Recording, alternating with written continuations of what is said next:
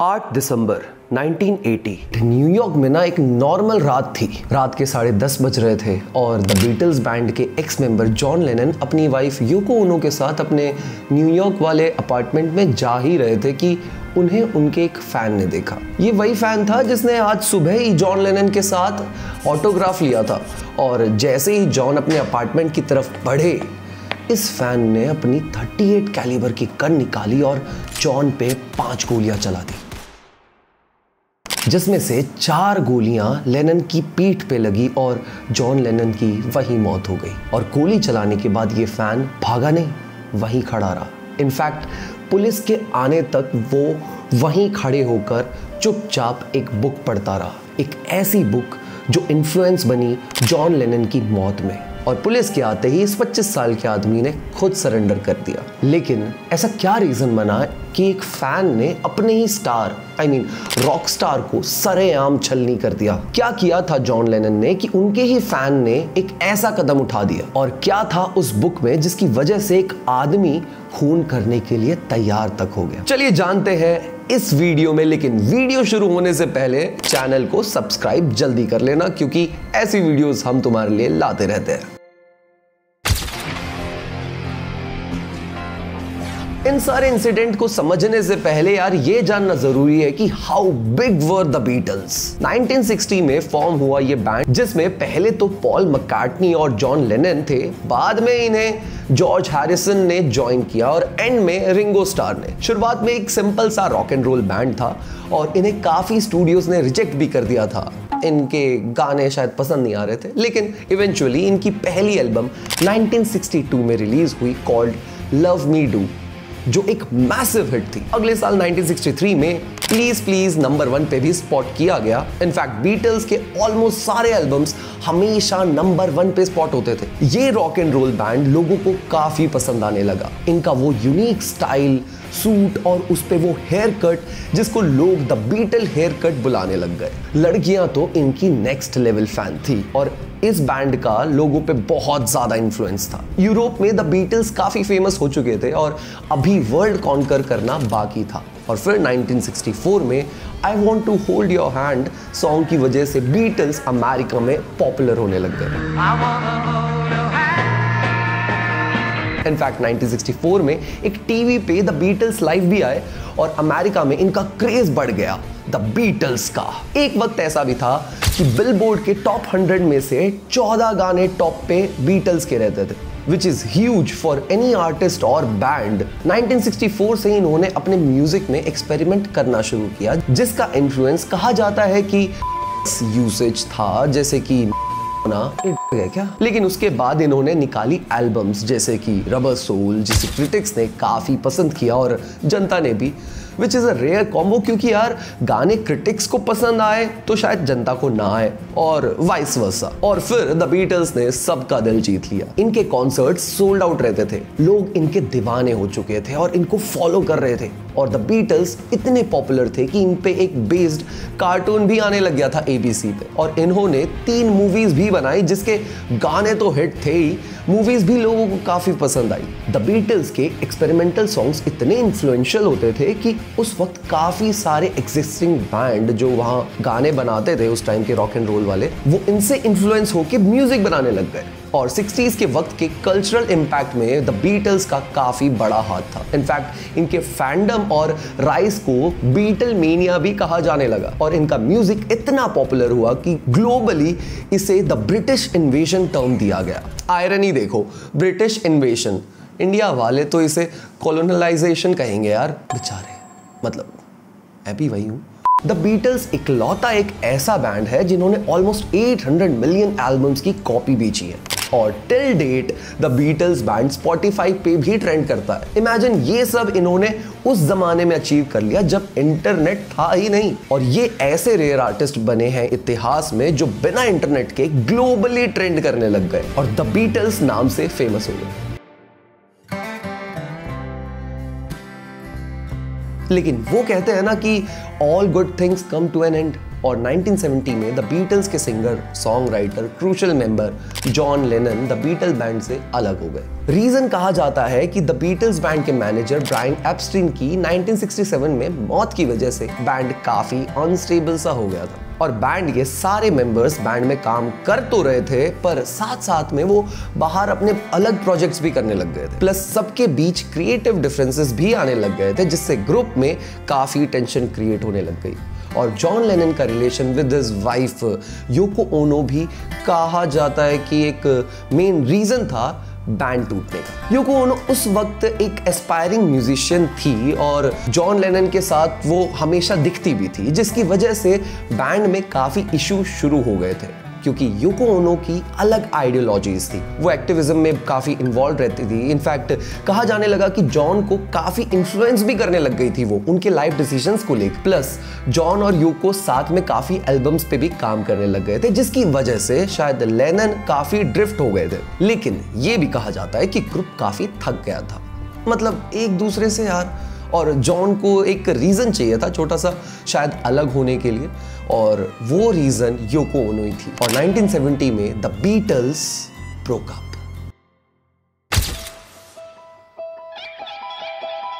The Beatle band काफी लोगों के लिए एक इन्फ्लुएंस बन गया था। यंग जनरेशन द बीटल्स को लिटरली पूजने लग गई थी गाइस, मानो उनके लिए वो भगवान ही हो।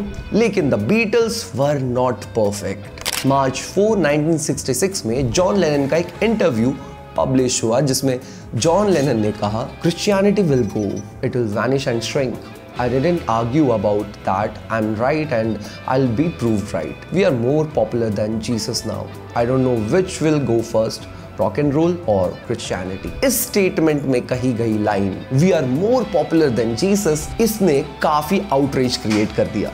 क्रिश्चियन ग्रुप सड़कों पे आ गए थे, लेनिन के अगेंस्ट प्रोटेस्ट करने लग गए थे और लोगों ने द बीटल के रिकॉर्ड को सड़कों पे जलाना शुरू कर दिया था। कुछ रेडियो स्टेशंस ने तो बीटल्स को बैन ही कर दिया था, उनके गाने बजाने बिल्कुल बंद कर दिए थे रेडियो स्टेशंस पे। इस आउटरीच के बाद लेनिन ने माफी भी मांगी और ये भी कहा कि उनकी स्टेटमेंट को गलत वे में लिया गया है।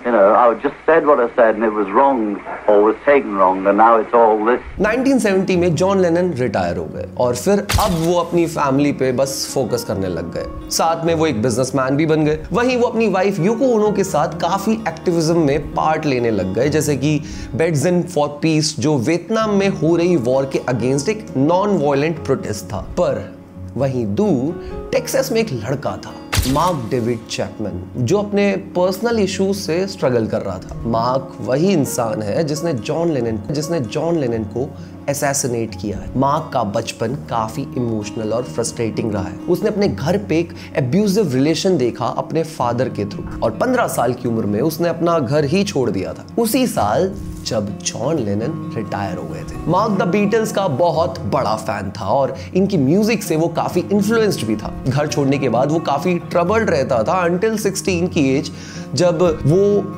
क्रिश्चियनिटी से काफी इन्फ्लुएंस हो गया और जीसस क्राइस्ट को रिलीजियसली फॉलो भी करने लग गया। मार्क डेविड चैपमैन की लाइफ काफी ट्रबल्ड थी और वो बचपन से एक पर्पस ढूंढ रहा था अपनी लाइफ में। मार्क ने स्कूल से भी ड्रॉप ले लिया था। उसने YMCA में एक कैंप काउंसलर की जॉब स्टार्ट करी, जहां उसके लिए सब कुछ सही था। इनफैक्ट काफी लोगों को वो बेस्ट लगने लगा था अपनी जॉब में। लेकिन समथिंग चेंज्ड। कहा जाता है कि कैंप में he had sex with someone और उसके कैथोलिक बिलीव्स के ये काफी अगेंस्ट है, जिसकी वजह से वो काफी डिस्टर्ब हो गया था मेंटली और उसने सब कुछ छोड़ दिया था। आगे जाके मार्क ने एक गर्लफ्रेंड भी बनाई और दोनों की एंगेजमेंट भी हुई थी। लेकिन अपनी गिरती हुई मेंटल हेल्थ की वजह से मार्क ने अपनी जान भी लेने की कोशिश की, पर वो बच गया। और इससे मार्क ने एक साइन देखा कि शायद गॉड ने उसे कुछ बड़े पर्पस के लिए भेजा है। और मार्क के लिए ये पर्पस तब डिसाइड हुआ जब उसने वापस बुक पढ़ना शुरू किया और उसने फिर से वो बुक पढ़ी जो वो बचपन में पढ़ता था, the catcher in the rye by J.D. Salinger. इस फिक्शनल बुक में कैरेक्टर है जिसका नाम है हॉल्डन कॉलफील्ड। हॉल्डन के लिए ये दुनिया बहुत फेक है, जहां बड़े लोग रहते हैं और वो सब झूठ बोलते हैं और ये दुनिया इस वजह से बहुत करप्ट हो चुकी है। और हॉल्डन दुनिया की इनोसेंस को बचाना चाहता है, जहां बच्चे इनोसेंस हैं। मार्क चैपमैन इस बुक के कैरेक्टर में खुद को देखने लगा था। उसे लगा कि दुनिया में बहुत गलत चीजें हो रही हैं और उसे इसे ठीक करना ही होगा, पर कैसे? इसका पर्पस उसे जल्दी ही मिलने वाला था।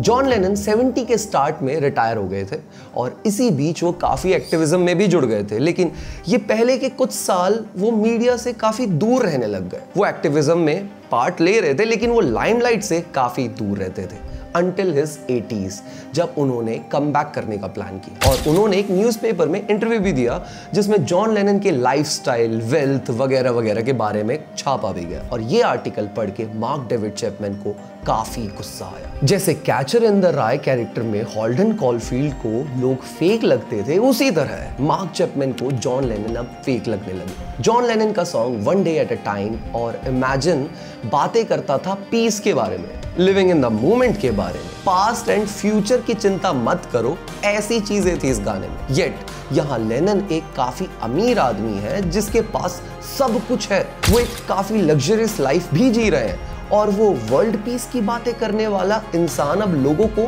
स्ट्रगल समझा रहा है। कैसे? जो मार्क चैपमैन के पर्सनल स्ट्रगल्स थे।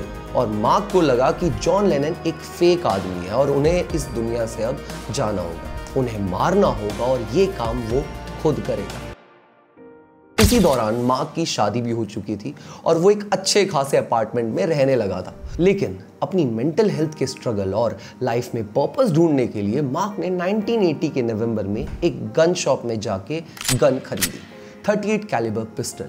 और उसके बाद उस पिस्टल को चला के उसने प्रैक्टिस तक की। उसके बाद वो न्यूयॉर्क जाता है, जहां वो एक होटल रूम में रुकता है जो बहुत ही अनकंफर्टेबल था, just like Holden Caulfield from the catcher in the Rye. और फिर वो जॉन लेनन को ट्रैक करने लगा। इस वक्त जॉन लेनन अपनी वाइफ यूको ओनो के साथ एक एल्बम पे काम कर रहे थे और वो हर सुबह स्टूडियो जाते थे और फिर रात में वापस आ जाते थे। दिसंबर 8, 1980 की रात के 10:30 बजे mark David Chapman John Lennon का इंतजार कर रहा था। 10:50 को जॉन लेनन अपनी वाइफ के साथ वहां पहुंचे और उसी सुबह mark David Chapman John Lennon से मिले भी थे। मार्क ने जॉन की recently release album double fantasy पे ऑटोग्राफ तक लिया था। और रात के उस वक्त जैसे ही लेनन अपने घर की तरफ बढ़ने लगे, मार्क ने अपनी 38 कैलिबर गन से जॉन की पीठ पे 5 गोलियां चला दी। और गोली चलाने के बाद वो वहीं खड़ा रहा और अपनी जेब से catcher in the Rai book निकाल के पढ़ने लगा। लेनन को तुरंत हॉस्पिटल ले जाया गया, लेकिन तब तक ही वॉज डेड। सारी दुनिया में शॉकवेव फैल चुकी थी कि एक बहुत बड़ा सुपरस्टार उसको सरेआम किसी ने मार दी। मार्क डेविड चैपमैन को पुलिस ने तुरंत अरेस्ट किया और आज तक मार्क पुलिस कस्टडी में है, जहां उसकी पैरोल हर बार रिजेक्ट कर दी जाती। आज तक इस बात पे डिबेट होती है कि क्या मेंटली इल आदमी ने फेम के लिए जॉन लेनन को मारा या फिर catcher in the Rai book इतनी हार्मफुल है क्या? क्योंकि जॉन हिंकली नाम के एक आदमी ने यूएस प्रेसिडेंट रोनाल्ड रेगन पे गोली चला दी थी, बट रोनाल्ड रेगन सर्वाइव्ड। और जब जॉन हिंकली के कमरे को सर्च किया गया तो वहां उन्हें मिली the catcher in the Rai book. आज भी ये बुक यूएसए में काफी जगह पे बैंड है, बच्चों को इसे पढ़ने से रोका जाता है। तो गाइज, ये थी वो story about why a fan killed his idol. तो तुम्हारा क्या ख्याल है, मार्क चैपमैन ने क्या ये फेम के लिए किया या वो सही में मेंटली इल था? अपनी ओपिनियन मुझे कमेंट सेक्शन में जरूर बताना। और तुम्हें ये वीडियो कैसी लगी ये भी कमेंट सेक्शन में जरूर बताना। और अगर तुम चैनल पे नए हो तो वो जो नीचे सब्सक्राइब बटन है वो जरूर दबा देना। तुम लोग हमें हमारे सोशल हैंडल पे भी फॉलो कर सकते हो। ये रहे हमारे सोशल हैंडल्स। हम मिलते हैं अगली ऐसी वीडियो में, तब तक के लिए ओके बाय।